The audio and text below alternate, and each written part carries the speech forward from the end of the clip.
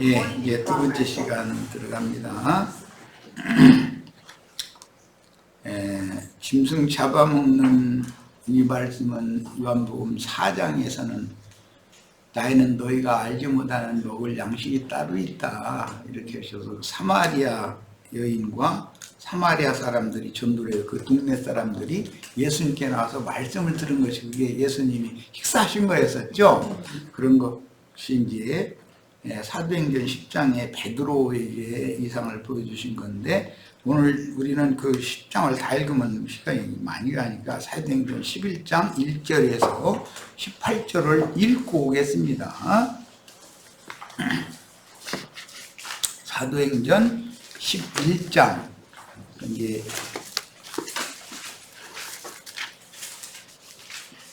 베드로가 그 이상을 깨달은 말을 자기 입으로 이제 증거를 한 내용이죠. 사도행전 10장까지는 못 깨달았었잖아. 그게 뭔 뜻인지를. 그랬다가 이제 11장에 가서는 그게 레위기 17장 이 말씀을 실현하는 말씀이라는 것을 깨달은 얘기를 자기 간증으로 지금 하는 거예요. 자, 1절부터 18절을 여기도 내가 한 절 읽고 우리 지체들이 한 절 읽고 이렇게 읽고 시작합니다. 사도들과 유대에 있는 형제들이 이방인들도 하나님의 말씀을 받아들였다는 것을 들었다. 이방인들 여기서 말하는 건 들짐승들이죠. 부정한 노아의 방주에서는 부정한 짐승들이에요. 예, 자 2절 읽습니다.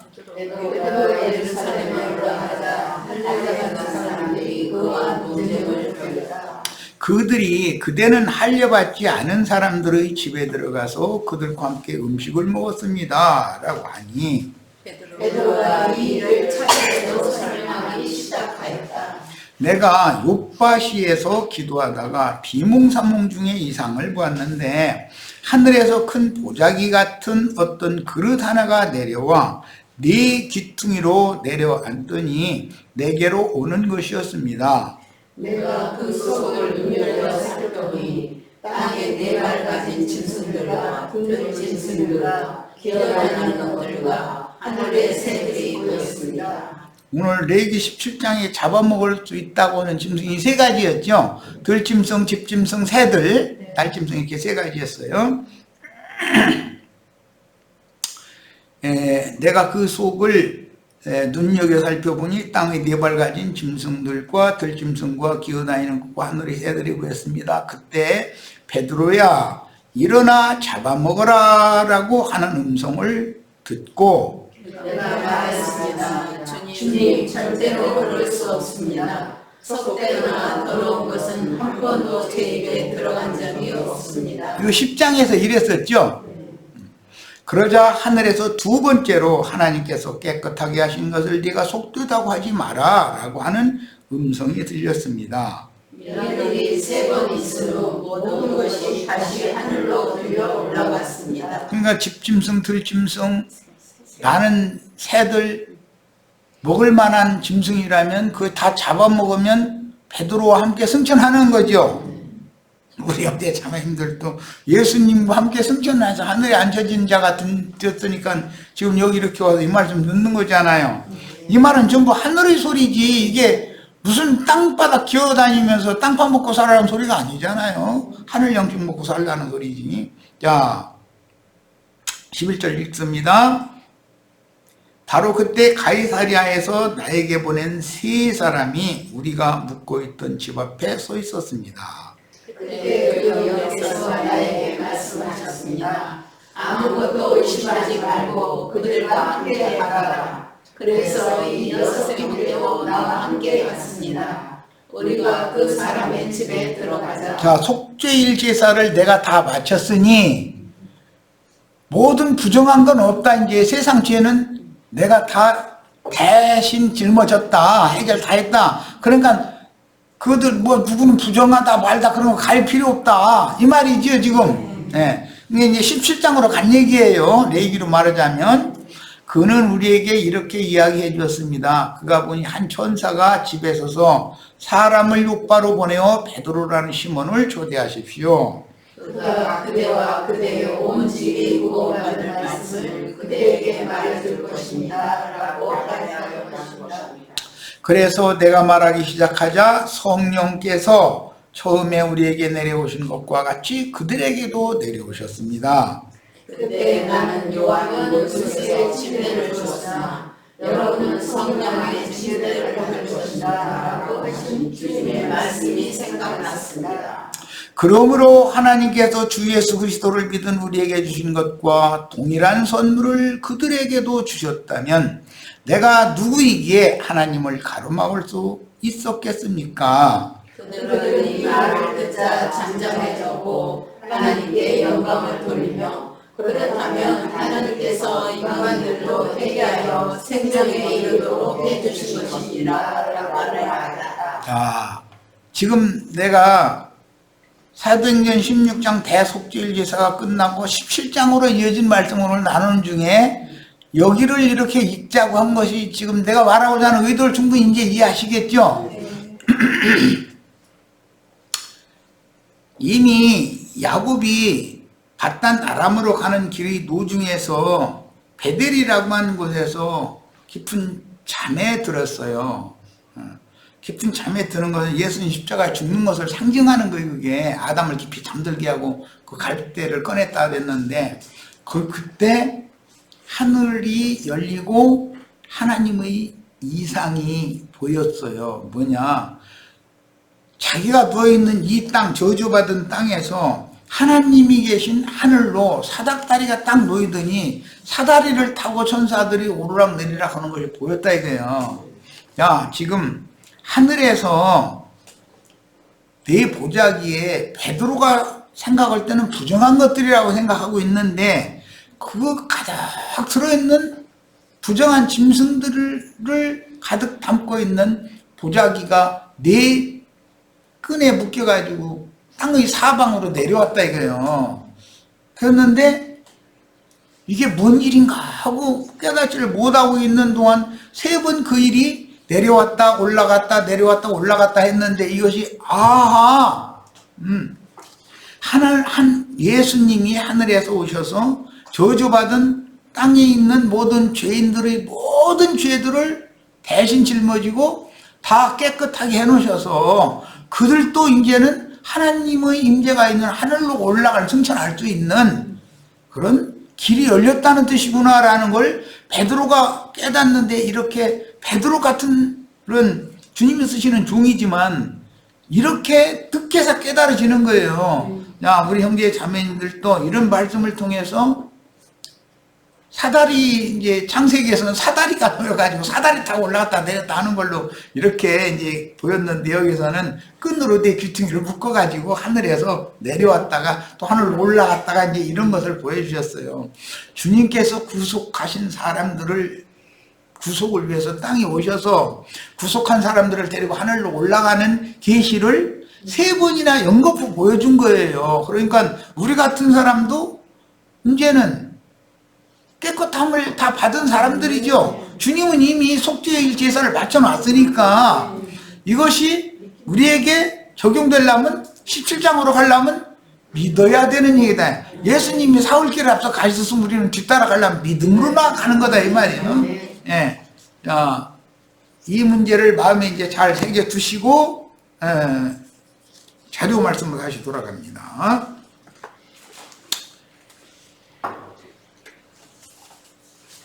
여호와께서 레위기 17장 1절로 9절을 오늘 이제 이 시간 나는 데까지만 다루겠습니다.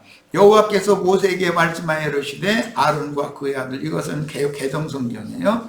아들들과 이스라엘의 모든 자손에게 말하여 그들에게 이르기를 여호와의 명령이 이러하시다 하라. 이스라엘 집의 모든 사람이 소나 어린 양이나 염소를, 이것은 희생 생축으로 드려지는 것이니까 유대인들을 상징하는 거죠. 유대인들은 정한 짐승들이에요. 하나님의 것으로 택함받은 희생물로 택함받은 자들의 상징이요. 진영 안에서 잡든지 진영 밖에서 잡든지 먼저 회막 문으로 끌고 가서 여호와의 성막 앞에서 여호와께 예물로 드리지 아니하는 자는 피 흘린 자로 여긴다. 하나님 앞에 끌고 와서 성막 안에서 레위인들이 맥을 따서 피를 흘리면 피 흘린 죄가 없는데 성막 밖에서 임의로 짐승을 죽이면 피 흘린 죄가 있다 이 말이에요 지금. 야, 그러면 여기 주님의 교회를 모르고 자기들의 예배당이 그게 성당이나 예배당이 주님의 집이다 이래가면서 하면은 그 지금 혈막문 밖에서 임의로 지금 피 흘리고 있는 중이죠. 그러면 그 사람은 백성 중에서 끊어진다고 그랬어요. 그러니까 아까 내가 빨간 줄 쓸 거다 그랬는데 어린 양의 생명책에서 삭제해버린다 이거 삭제. 그러면 목사님들 이제 큰일 났어 이제. 그럼 기분 나쁘게 넣으시지만 들으시라고 할 것도 없고 뭐 기분 나쁘게만 들으려고 하지 말고 잘 새겨서 들어서 아직 이 생에 살아있는 동안에 빨리 돌이켜야 되겠어요. 그 생활 끝내야 돼. 목사라는 호칭 듣는 거나 예배당 지어놓고 이게 교회라고 억지로 해가면서 거기서 11조 헌물 갖다 바치고 또 뭐 목사를 섬기기 위해서 뭐 감사헌금 바쳐라 주일헌금 바쳐라 헌금 종류가 세상 나라 그 세금 쪽지보다도 종류가 더 많다더만 뭔가 핑계대가지고 생일 감사 자식 낳았으니 감사 뭐 자식 학교 들어갔으니 감사 뭐 마야감사 그러니까 이게 아까 나는 이제 못된 남편은 아내한테 말이야 반찬 투정이나 해야 되고 말이야. 수고해서 만들어줬으면 감사히 먹여야지. 그러면서 아유 잘 먹었다고 수고했다고 말 한마디라도 이래줘야 다음에 오늘 따뜻한 국물 부쳤으면 미안하게 생각해가지고 이따 저녁에 따뜻한 국물 줄 거 아니야. 이건 도대체 타박만 했었고 그러면은 뭐 사실은 타박이란 반찬 투정이라고 말을 했지만 돈 안 갖고 온다고 투정한다 이 말이지 뭐. 예. 그런즉 이스라엘 자손이 들에서 잡던 그들의 재물을 회막문 여호와께로 끌어가서 제사장에게 주어 화목제로 드려야 된다 그랬어요. 자, 그럼 들에서 잡은 재물이라는 말은 이스라엘의 역사에서 본다면 애굽의 고센 땅에서 목축 생활을 했기 때문에 그들은 애굽 사람들이 이 백정이라고 이스라엘 사람들을 생각한 거예요. 짐승 잡아먹는 사람들이니까 고기를 먹는 사람들이니까 애굽 사람들은 농산물을 먹잖아. 그러니까는 우리는 저 백정놈들하고는 상종 안 된다. 애굽 사람들이 그래서 그를 부정하게 여겼다는 거예요. 이 고센 땅 사람들을. 그런데 이것은 들에서 잡았다라는 것은 애굽의 고센 땅이 거기가 들이다. 거기 목축하기에 좋은 들이다 이렇게 돼 있죠. 거기서 잡던 재물을 이제 회막문 여호와께로 끌고 와라 라는 말은 세상 들판에 있던 짐승 인간들을 예수 그리스도 이름으로 주님 앞으로 끌어와라 지금 이 말이잖아요. 전도에서 사람을 자기 집으로 끌고 가서 지가 잡아먹을 게 아니라 원래 잡아먹을 게 아니라 주님 것으로 바치기 위해 화목제물로 바치려고 주님께로 끌어와라 지금 이 말이요. 화목제물이라는 것은 하나님과 죄인의 사이가 화목하게 해야 된다 이 말이잖아요. 전도의 목적이 이거죠. 그리고 제사장은 그 피를 회막문 여호와의 제단에 뿌리고 그 기름을 불살라 여호와께 향기로운 냄새가 되게 할 것이다 해야 된다 그랬어요. 그러니까 짐승을 잡아먹는 율법을 주실 때 아담에게는 짐승을 먹으라는 말씀이 없었어요.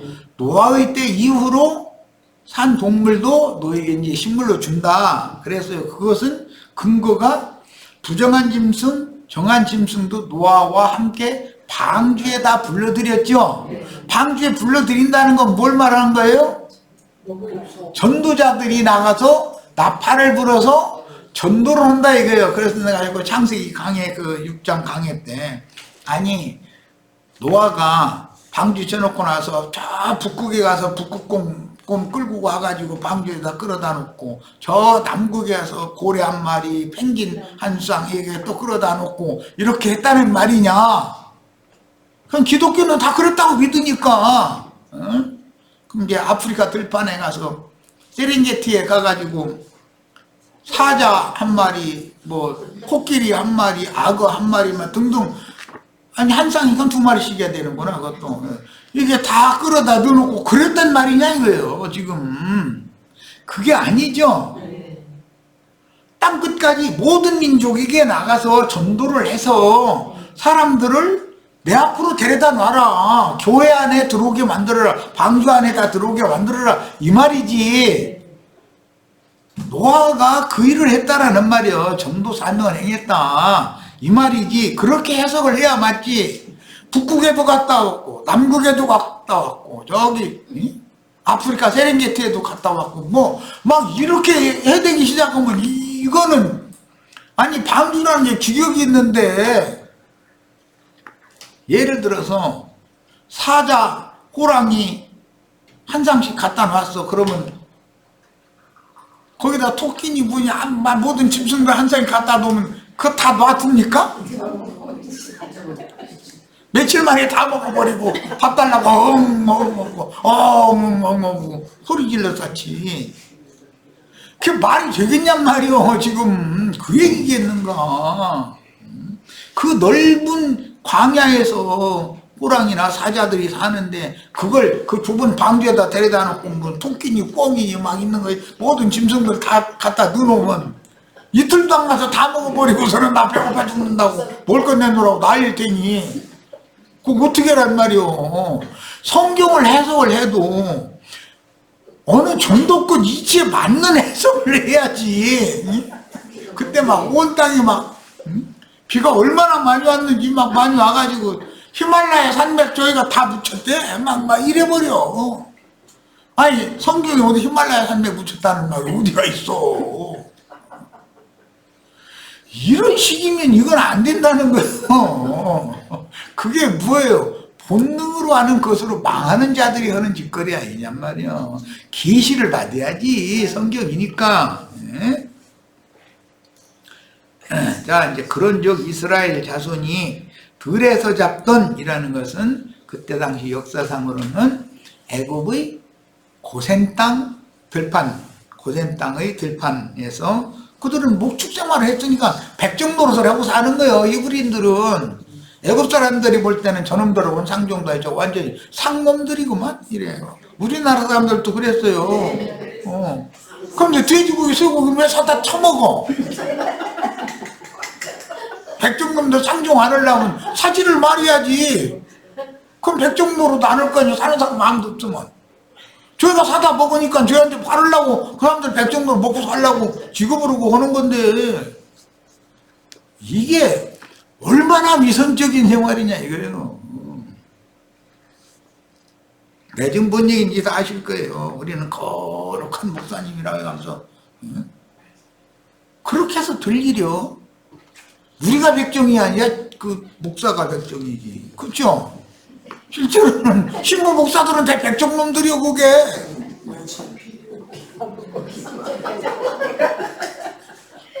짐승 잡아먹는 놈들이잖아 그거. 기분 나쁘게만 듣지 말고 이해를 좀 갖고 목사들 이 말 들으면 이해감사 좀 꼭 세계감사 들으시길 바래요. 아직은 시간이 있어. 나보다는 젊은 분들이 대부분일 거고 나보다 연세가 많은 분들도 혹시 들을지 모르는데 얼마 남지 않은 시간이 더 빨리 돌이켜야지. 시간이 없어 이제. 아이고 참 답답해. 제사장은 그 피를 해만먼 여호와의 제단에 뿌리고 그 기름을 불살라 여호와께 향기로운 냄새가 되게 해라.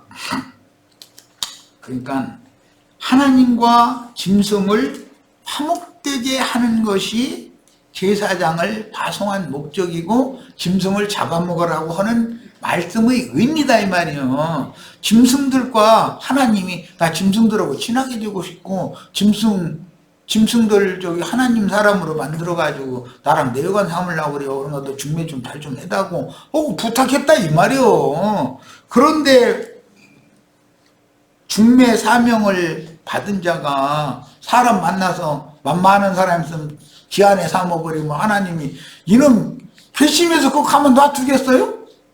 종놈이 가서 자기 아내들 신부감 골라가지고 데리고 오라고 그러니까 가가지고서 만약에 종놈이 오다가 노중에서 강간을 해가지고 낚아채버렸어 만약에 그러면 그 종놈 가만 놔두겠어요? 그건 절대 살 수 없는 거예요. 그건 살려놔두면 안 되는 거고 그건 당연히 죽는 거예요. 그러니까 이스라엘 중에서 그 이름이 끊어진다 이런 거 아니야.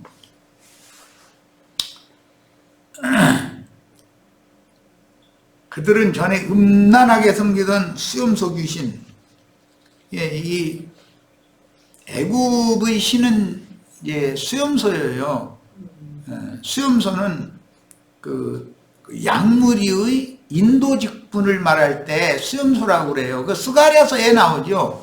이거는 나는 직접 봤어. 저기 어디 조지아주 옆에 전에 그 해중이 살던 그 동네가 알라바마. 거기 갔는데 뭐 구경시켜주겠다고 나오래. 넓은 목장 끝이 보이지도 않는 목장하는 사람인데 이 사람이 휙 크니까 염소가 휙 뛰어오니까는 양들이 전체가 다 뒤따라오더만. 그래가지고 우리 하나가 싹 들어가게. 이야, 그래 참 염소가 권위가 있대. 수염소가 그 많은 양떼를 수염소가 앞장서서 딱 인도하는 거예요. 그리고 이야, 이게 목축 생활이라는 것들은 질서가 있구나. 그러니까 그 수염소를 양들만 있어서는 안 되는 거예요. 수염소를 드문드문 놓아가지고 그리고 앞장선 수염소가 있고 빙 둘러 가에 이렇게 드문드문 수염소들이 다른 데로 못 삐져나가게 이렇게 해서 이렇게 따라오더라니까. 그러고 야, 훈련도 참 잘 시켰다. 그리고는 개들이 한 서너 마리가 뒤에서 막 몰아대니까 막 오는 거예요. 이게 목축업이라는 것도 그런 질서가 있더라고. 그런데 애굽에서 신앙생활할 때 그때는 사실은 수염소를 섬겼다는 거예요. 그러니까 양들이 하나님의 양들인데 수염소를 섬긴 거지. 이건 비유에 스가랴서에 보면 수염소는 거짓 선지자라고 해답이 딱 나왔잖아. 그런데 거짓 선지자 따라가면 같이 망하는 거지 뭐. 그런데 출애굽하기 전에는 그들이 전에라는 것은 이스라엘 사람들이 전에는 고센 땅에서 수염소 신을 섬겼지 여호와를 섬긴 게 아니었다는 거예요. 사실은 지금 그 얘기요. 전에 음란하게 섬기던 수염소에게 다시 제사하지 말 것이니라. 그 말은 고센 땅에서 섬기던 그 신사상을 버려라 이 말이잖아. 이제 너의 참신은 여호와니까 여호와만 섬겨야 된다 지금 이 말이거든. 이는 그들이 대대로 지킬 영원한 규례니라 그랬어요. 애국의 고센 땅에서 지낼 때는 법이 없었기 때문에 고센 땅에서 오다가 나왔네.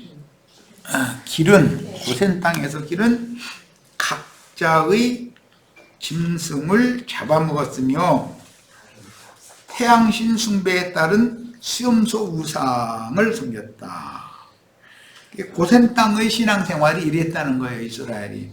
이것은 고센 땅의 신앙생활이라는 것은 어머니의 태중에 잉태된 상태를 말하는 거예요. 이게 그 해산하는 기간이 잉태해서 해산하는 기간은 400년이라는 시간이 지나는 것이죠.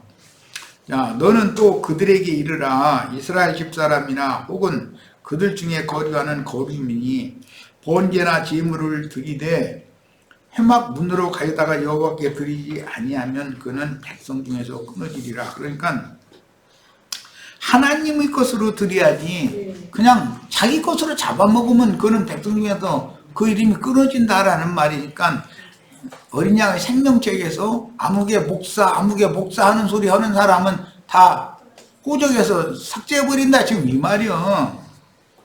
목사들 기분 나쁘게 듣지 말고 주님 앞에 섰을 때 어린 양 생명책에 네 이름 있나 한번 찾아봐라 했는데 여기 있네. 왜 그런데 빨간 줄적 있냐 하면 어떻게 할 거요? 정신 차려. 응?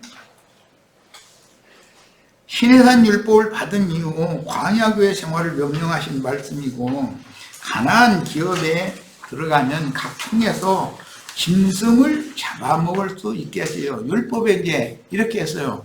꼭 예루살렘 성에만 다 짐승을 끌고 와서 잡아먹는 게 아니라 그 가나안 땅은 넓은데, 아니 배고파서 자기가 기르던 염소 한 마리 잡아먹으려면 그 예루살렘에까지 끌고 가서 거기서 잡아서 제사하고 그 나머지 고기 먹고 이러려면 그러고 가다가 배고파서 쓰러져. 그러면 안 되잖아요. 자기 사는 성읍에서 이제 각 지역별로 땅을 나눠주니까 각 지파별로 사는 성읍에서 임의로 먹을 수 있다. 이제 가나안 땅에 들어가면 이제 그 말인데, 절기 제사 때는 예루살렘 성전으로 모이게 하셨다. 그것은 제사로 드려지는 제물은 대표적인 제물로 드려는 것이고, 각 성에서 잡아먹는 것은 각 성의 주님의 교회가 세워지죠. 신약에 보면 각 성에 장로들을 세워라 이런 말씀이 이제 나오죠. 네, 그것은 우리도 지금 이제 그 시작을 이제 막 지금 하고 있는 중인데, 네, 그 목회할 만한 사람이 세워지는 것이 문제지, 목회할 만한 사람이 그곳에서 살면 거기서 천도에서 사람들 모아서 거기서 교회를 세우면 되는 거다 이런 말이요. 꼭 어디까지 가야 되고 이런 건 아닌 것이죠. 저기 예를 들어서 경상도 어디 사는데 양양까지 집회하러 날마다 어떻게 다녀? 그건 말도 안 되는 거예요. 거기에서 말씀을 전해서 사람들 얻어서 교회를 세우면 되는 거지, 각 성에서 이제 잡아먹으면 된다 이거예요. 그런데 각 성에서 잡아먹을 때는 피를 흘려가지고 흙에다가 묻고 피를 뺀 고기를 먹여야지, 피와 기름덩어리를 같이 먹어버리면 안 된다 이 말이에요. 자, 그런데 지금 목사들이 선지국 안 먹는 얘기만 했었지만 사실은 피채 먹죠. 뱀은 씹어서 먹는 것도 아니고 그냥 그대로 질식시켜 죽여가지고 그냥 피채 먹어버리는 특징이 그거예요. 그리고 그 사자나 호랑이나 이런 것들 산짐승 잡아먹는 거 보면 그냥 먹지, 피 이렇게 쏟아가지고서 흙으로 이렇게 앞발로 파서 쏟아서 묻고 그러고 고기만 먹고 이런 일은 없잖아. 만약에 가젤이나 한 마리 잡아놓고서 목 물어가지고 이제 피를 다 뺀다고 피 빠지게 놔두고서는 발로 무덤 파고 앉았으면 그동안에 엄청 하이량 와서 다 짐승 세계를 봐도 다 알 수 있는 얘기야. 야, 그러니까 이것은 뭔 말이냐. 베드로가 아까 사도행전 11장에서 말한 것처럼 이방인이든 유대인이든 이제는 가리지 않고 들짐승이든 집짐승이든 가리지 말고 다 잡아먹을 수 있는데, 들짐승 중에도 잡아먹을 수 있는 건 사슴이나 노루나 가젤이나 그 다음에 산비둘기 잡아먹어도 정한 새니까 이제 이런 거, 집짐승은 소나 염소나 양이나 그 다음에 집비둘기나 이런 거 잡아먹어도 되는 거예요. 그런데 반드시 피를 쏟아서 흙으로 묻고서 피 없는 그 고기만 먹어라 지금 이 말인데, 그러고 피뿐 아니고 기름도 긁어내가지고서는 기름도 다 불 튀는 데 쓰든지 어쨌든 다른 데는 용도로 쓸 수 있지만 기름을 사람이 먹으면 안 되게, 짐승 기름 먹으면 안 되게 돼 있거든.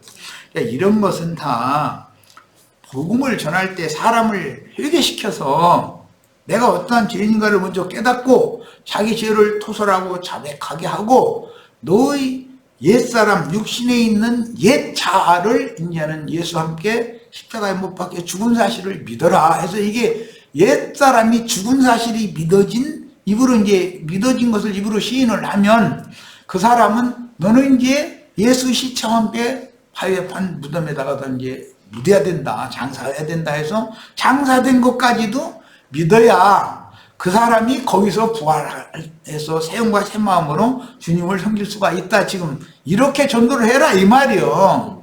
그런데 옛사람이 죽음과 장사를 하는 것을 거치지 않은 상태로 저 예배당에 나와서 헌금만 잘내고 뭐하면 막 창세 전부터 구원받 주시기를 예정해놨대잖아. 그 사람 가지고 막 아무개 장로님이 말이요 한 달에 그 11조를 얼마 많이 한다고 이렇게 자랑했었고, 그러면 그 장로나 그 권사는 영광을 받을지 모르지만 사실은 그게 그런 쓸데없는 세상 영광에 사람이 이렇게 몰두하다 보면 하나님의 영광을 세상의 영광으로 대체하고 도둑질하는, 하나님의 영광을 도둑질하는 결과가 되잖냐 이 말이에요.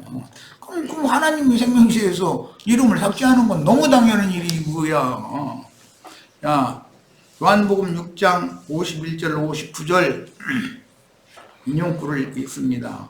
나는 하늘에서 내려온 살아있는 떡이니. 떡이 살아있는 떡도 있어. 방앗간에서 만드는 떡 아니네. 그러니까 살아있는 떡이니.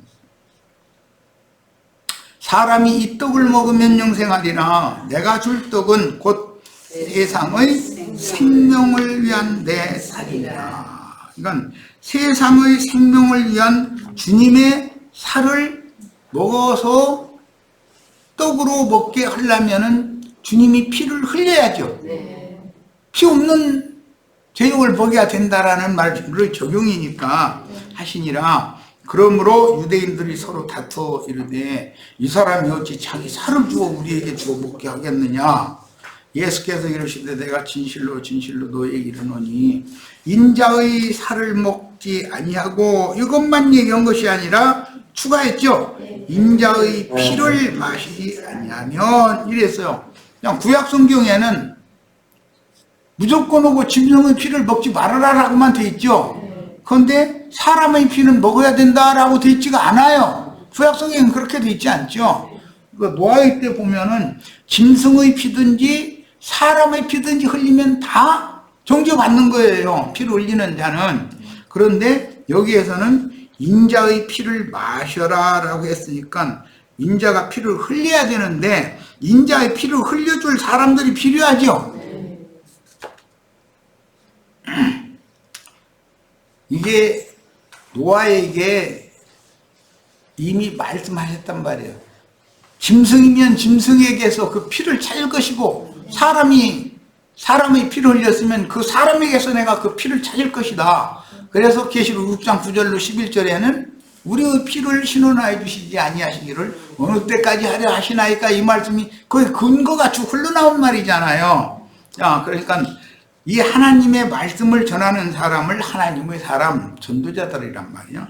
그들을 박해하고 피를 흘리는 자들이 그게 짐승들이다 이거예요. 이제 포악하고 흉악한. 그 무슨 짐승이냐? 피채먹는 짐승들이다 이거예요. 그들에게서 무죄한 핏값을 찾는 것이 계시록에 나오는, 계시록 19장에 이제 최종적으로 그 짐승들에게서 또 거짓 선지자들에게서 그 핏값을 하나님이 찾는 얘기를 하잖아요. 이것이 성경의 흐름이다. 그러니까 인자의 피를 마시라 그랬는데 이 인자의 피는 이 아래절에 가면 내 피는 참된 음료다 그랬어.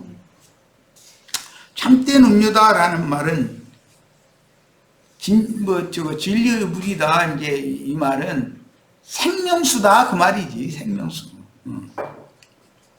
내 살을 먹고 내 피를 마시는 자는 영생을 가졌고 마지막 날에 내가 그를 다시 살리리니. 그러니까 오늘 우리가 읽은 레위기 17장과는 정반대되는 말씀이잖아요. 여기 보면 거기서는 피를 먹으면 안 된다라는 얘기만 해놨지 먼 훗날 하나님의 아들 예수가 올 텐데 그 살 먹고 그 피는 마셔야 된다 이렇게 되지가 않잖아요. 그런데 암암리에 이 말씀 속에 예수님이 세상에 오시면 이 짐승들이 예수의 피를 하나님의 사람의 인자의 피를 흘릴 자들이 준비되어 있다 이거예요.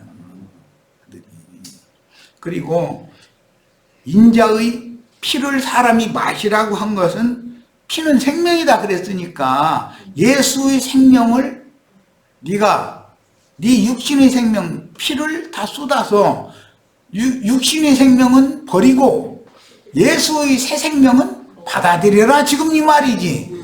예. 너희 속에 인자의 피를 마시지 아니하면 너희 속에 생명이 없느니라.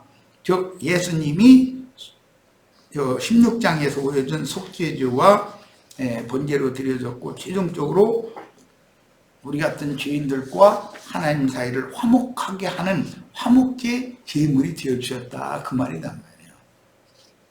내 살을 먹고 내 피를 마시는 자는 영생을 가졌고 마지막 날에 내가 그를 다시 살리리니.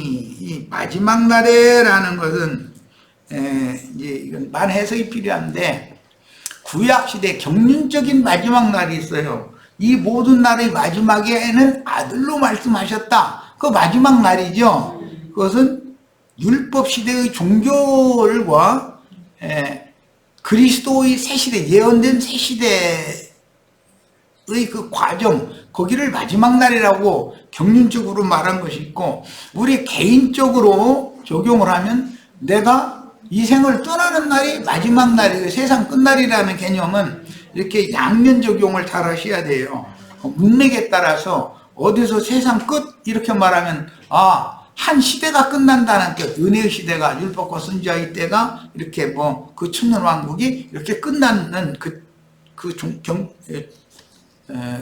종결점, 거기를 말하는 수도 있고, 어떤 경우는 내가 예수를 믿은 날 이후에 이 육신의 장막이 무너져서 영의 몸으로 주와 함께 영광에 들어가는 그날이 그게 세상 끝날이라고 표현할 수가 있어요. 그러니까 문장에 따라서 해석을 잘해야 돼요. 마지막 날은. 그 다음에 내 살은 참된 양식이요 내 피는 참된 음료로다. 그러니까 예수님이 제육이고 예수님의 피가 곧 생명의 피다. 영원하는 영생하는 생명의 피다 이 말이죠. 내 살을 먹고 내 피를 마시는 자는 내 안에 거하고, 구약성경에는 여호와께서 당신의 이름을 두시려고 택하신 그곳에 와서 짐승을 잡아서 화목제물로 드리고 먹어라 그랬는데, 그 이제 절기제는 그 말씀에 따라 그렇게 하는 거예요. 이스라엘 백성들이 이스라엘 백성들 전체를 대표하는 짐승을 잡아서 그게 기념제물이라고 그래요. 그걸 잡아서 제사하고 막 소나 양을 수천 마리를 죽이는 거 백성을 다 먹여야 되니까.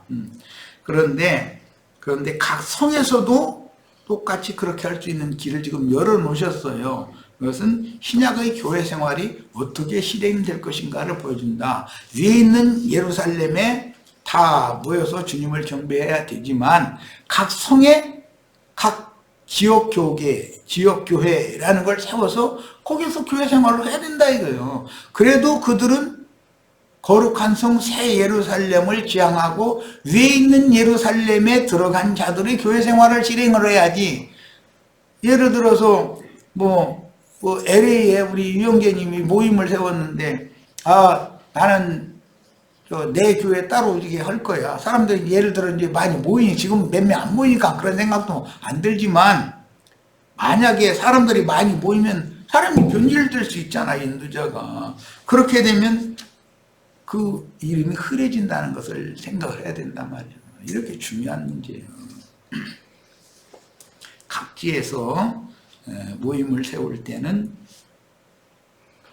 예루살렘, 위에 있는 예루살렘, 하늘의 시온산, 하늘의 예루살렘에 이른 자들로서의 교회 생활을 실행을 해야 되는 거예요. 어디에 있든지. 왜? 땅끝까지 모든 민족에게 보냈는데 그 사람들이 예를 들어 물리적인 팔레스타인 땅 예루살렘 성전에 다 모여서 제사를 해야 된다라는 생각은, 그런 생각을 가진 사람들이 지금 메시아닉 주시라고 그래가지고 이 사람들이 예루살렘에다가 신전 새로 세워야 된다고, 그래야 주님 오신다고 이걸 그렇게 주장하잖아요.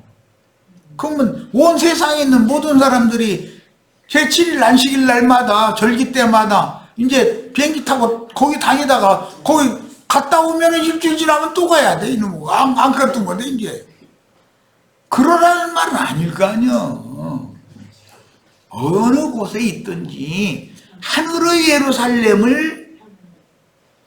예루살렘 교회를 제시해놨으니 장자들의 교회를 실행을 해라 이 말이지. 이것은 영의 문제인 것이고 계시의 문제인 것이죠. 자, 살아계신 내 아버지께서 나를 보내심에 내가 아버지로 말미암아 사는 것 같이, 아버지는 영이죠. 아버지가 육신의 떡은 아니잖아. 예수님의 아버지가 육신적인 떡은 아니잖아. 살아있는 떡이지. 산 말씀이라 이 말이지. 그런 것처럼 우리도 그리스도의 살아계신 말씀으로 살아야 된다. 그 말씀 속에 생명이 들어있거든. 오늘 우리 형제 자매님들이 예수님의 피를 어떻게 마시겠어? 말씀을 들을 때 그 말씀 속에 영원한 생명이 들어있으니까 떡을 먹을 때 피를 당연히 마시는 거예요. 그런데 이스라엘은 식사 습관이 떡을 먹으면 포도주를 마시는 것이 식사 습관이거든. 그러니까 그것을 비유로, 표상으로 상징을 해서 영의 세계의 음식을 먹고 마시는 것을 이렇게 설명을 하신 것이지 지금. 예수님이 아버지 말씀으로, 즉 말씀에 의지하여 인생을 헌신하며 사는 것처럼 내가 아버지 말씀으로 말미암아 사는 것 같이 그랬어요. 제자들은 주님의 말씀으로, 즉 그 영의 말씀에 의지하여 남은 인생을 헌신하며 살아야 된다라는 뜻이니, 영을 가진 사람은 떡으로만, 육신의 음식만 먹으면 되죠. 그런데 사실은 밥만 먹고 물을 안 마시면 못 살아. 그죠? 밥도 중요하지만 물이 사실은 더 중요해요. 물이. 하나님 입으로 나온 모든 말씀으로 살아야 하기 때문이다. 그런데 그 말씀 속에는 하나님의 영이 흐른다 이거예요. 그걸 생수라 그런다. 이게 말씀 속에 물이 있는 거죠. 말하자면 이게 내가 주는 물을 마시면 그 배에서 영생하도록 뭐 생명수의 강이 넘쳐난다 그랬는데, 사마리 여자가 그 물 나한테도 좀 주세요 그랬다 그랬는데, 그건 주님이 가르쳐 주시는 영과 생명의 말씀을 표상적으로 예를 들어서 설명한 말이지. 이것은 하늘에서 내려온 떡이니 조상들이 먹고도 죽은 그것과 같이 아니하여, 조상들이 먹고 죽은 건 광야에 만나죠. 이 떡을 먹는 자는 영원히 살리라. 이 떡이라는 건 계시록에서는 감춘 만나라고 되어 있죠.